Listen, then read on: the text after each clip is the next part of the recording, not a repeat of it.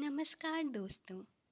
तो आज मैं आपको सुनाने वाली हूँ राजूला और मालूशाही की सच्ची एवं अमर प्रेम कहानी।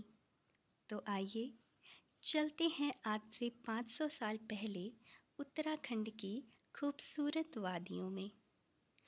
उन दिनों कुमाऊं के कत्यूर वंश के राजा दुल्ला शाह का शासन था। उनकी राजधानी थी बैराट। पर उनके जीवन में एक दुख था। वह निसंतान थे। संतान प्राप्ति के लिए वह कई जगह मन्नतें मांगने जाया करते थे। इसी उम्मीद के साथ वह एक बार अपनी रानी के साथ बागनाथ बागेश्वर पहुँचे।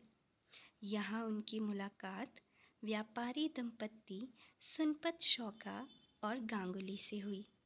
वह भी संतान की मनोकामना से यहाँ आए थे और यहाँ से किस्मत ने राजूला और मालूशाही की प्रेम कहानी लिखनी शुरू करी। दोनों दंपत्तियों ने एक दूसरे से वादा किया कि यदि उनकी संतानें लड़का लड़की हुई तो उनका आपस में विवाह कर देंगे।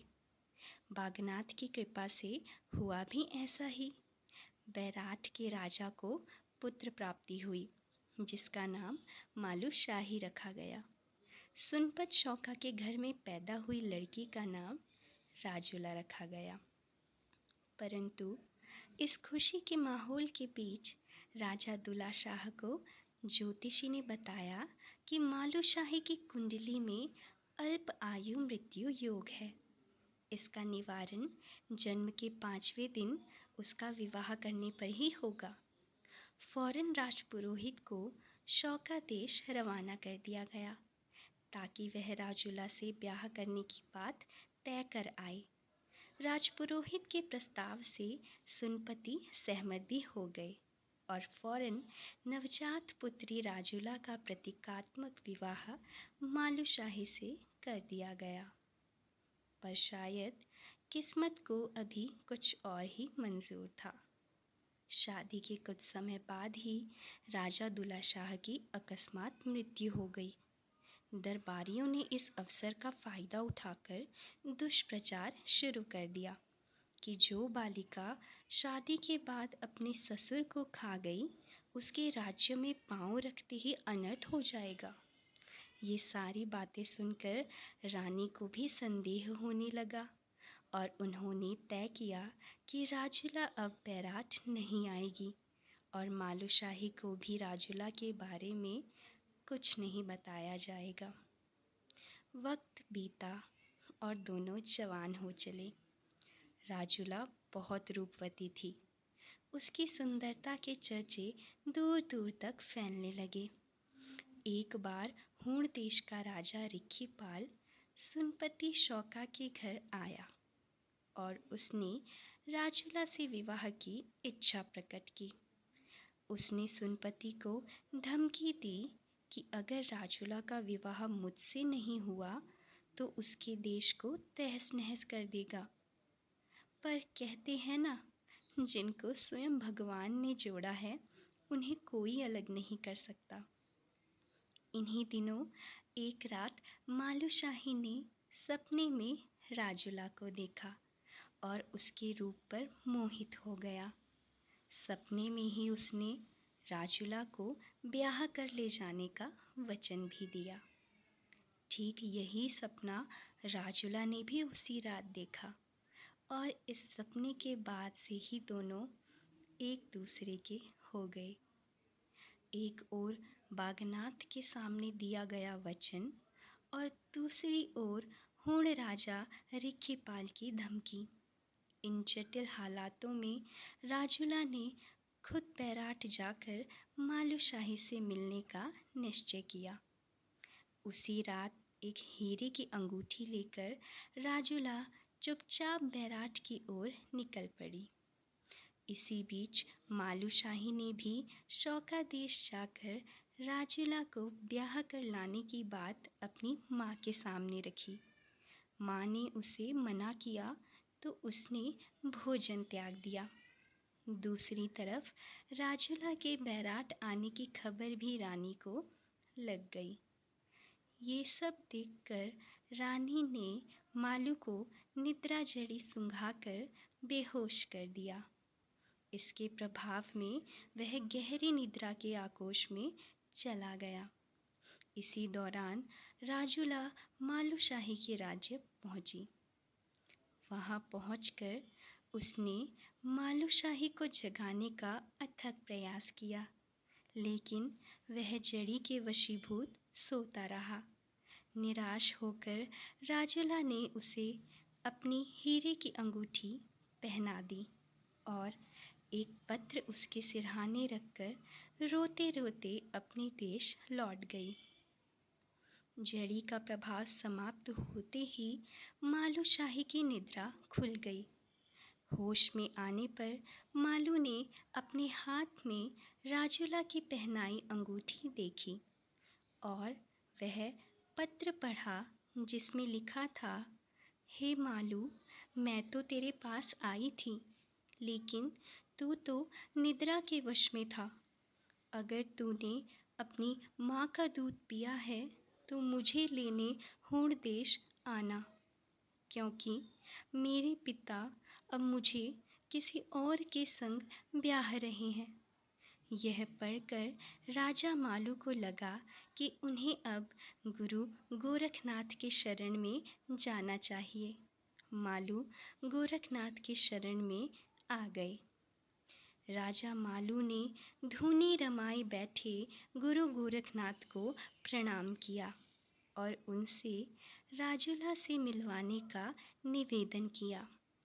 कोई उत्तर नहीं मिला तो मालू ने अपना मुकुट और कपड़े नदी में बहा दिए और धूनी की राख शरीर पर मलकर एक सफ़ेद धोती पहनी और गुरु के सामने आ गए। उन्हें कहा, हे गुरु गोरखनाथ जी, मुझे राजुला चाहिए।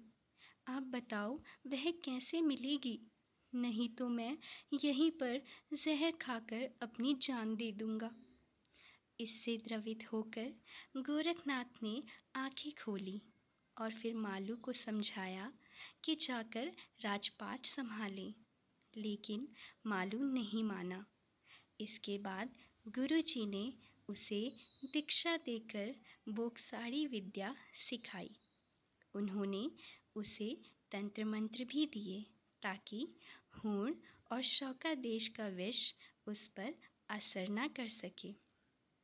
मालू के कान छेदे गए और सिर मूंदा गया और उसे जोगी का वेश दिया गया।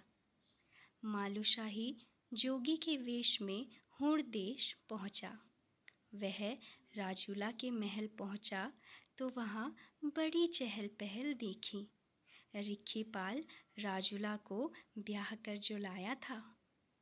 मालू ने अलख लगाई, दे माई भिक्षा, तो इठलाती और गहनों से लदी राजुला सोने के थाल में भिक्षा लेकर आई और बोली, ले जोगी भिक्षा। जोगी उसे एकटक देखता रह गया। अपने सपनों की राजुला को देख वह मोहित हो गया। जोगी रूपी मालू ने कहा, अरे रानी, तू तो बड़ी भाग्यशाली है, यहाँ कहाँ से आ गई? राजुला ने जोगी को हाथ दिखाकर पूछा, बता मेरी हाथ की रेखाएं क्या कहती हैं? तो जोगी ने कहा, मैं बिना नाम गोत्र के हाथ नहीं देखता। तो राजुला ने बताया कि मैं सुनपति शौका की लड़की राजुला हूँ, मेरा भाग क्या है? तो जोगी ने प्यार से उसका हाथ पकड़कर कहा, तेरा भाग कैसे फूटा? तेरे भाग में तो रंगीले बैराट का मालूशाही था। यह सुनकर राजुला ने रोते हुए कहा, हे जोगी, मेरे माँ बाप ने तो मुझे रिक्खीपाल से ब्याह कर गोट की बकरी की तरह हूण देश भेज दिया। इसके बाद मालूशाही ने अपना जोगी का चोला उतार फेंका और कहा, मैंने तेरे लिए ही जोगी का वेश धारण किया है। मैं तुझे यहाँ से छुड़ा कर ले जाऊँगा। इसके बाद राजूला ने रिक्खेपाल को बुलाकर बताया, ये जोगी बड़ा गुणवान है और 100 विद्याओं का ज्ञाता है। यह हमारे बहुत काम का हो सकता है। रिक्खेपाल मान तो जाता है, मगर जोगी के मुख पर राजा सा प्रताप देखकर आशंकित भी हो जाता है। वह मालू को अपने महल में रख तो लेता है, मगर हर दम उसकी जासूसी करवाता है। यहाँ राजूला के चोरी छिपे जोगी से मिलने की भनक रिक्खेपाल को लग जाती है। बैराट के राजा मालूशाही को पहचान कर वह उसे मारने की योजना बनाता है। रिक्खेपाल ने महल में खीर बनवाई और उसमें जहर मिला दिया। मालू को खाने पर बुलाकर उसे जहर पूछी खीर खाने को दे दी। खीर खाते ही मालू मर गया। यह देखकर राजूला भी बेहोश हो गई। ये खबर मिलते ही बाबा गोरखनाथ होड़ देश पहुँचे। यहाँ पहुंचकर बोक्साड़ी विद्या के प्रयोग से उन्होंने मालू को पुनर्जीवित कर दिया।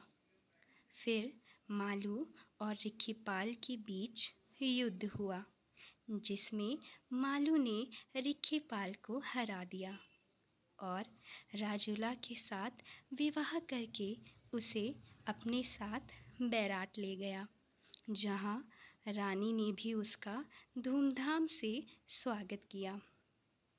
तो दोस्तों, ये थी हमारी मालू शाह और राजूला की अमर प्रेम कहानी।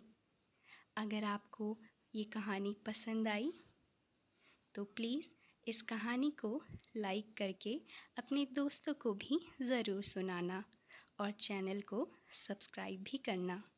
धन्यवाद।